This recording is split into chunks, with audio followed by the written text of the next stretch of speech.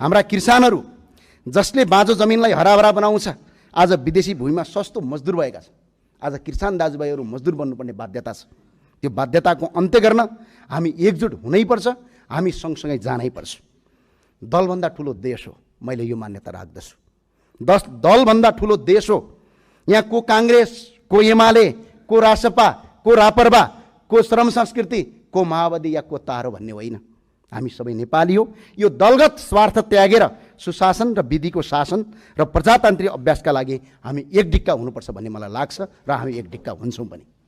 र सम्माननीय सभामुख महोदय, देशका कतिपय क्षेत्रमा आज सुरुङ मार्गको कुरा भइरहेको छ। आधुनिक पूर्वाधार निर्माण भइरहेका छन्। कयौँ ठाउँमा तपाईँको आज पूर्वाधार विकासका कार्यक्रम अगाडि बढेका छन्, तर दूर सुदूर कर्णाली र अझै पिछडित क्षेत्रहरूमा अझै पनि कालोपत्रे सडक कस्तो हुन्छ भनेर त्यहाँका दाजुभाइले देख्न पाएका छैनन्।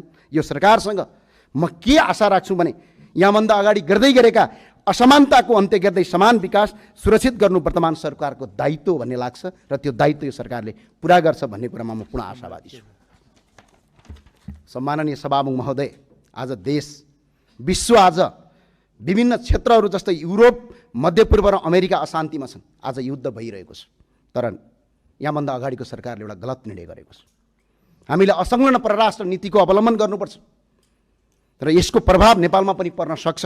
त्यसैले नेपालले असंलग्न परराष्ट्र नीति पञ्चशीलताको आधारमा सिद्धान्तमा अडिग रहँदै विश्वमा आफ्नो पहिचान सुदृढ गर्नुपर्छ। यो सरकारले यो गर्छ भन्ने कुरामा म दृढ विश्वास राख्दछु।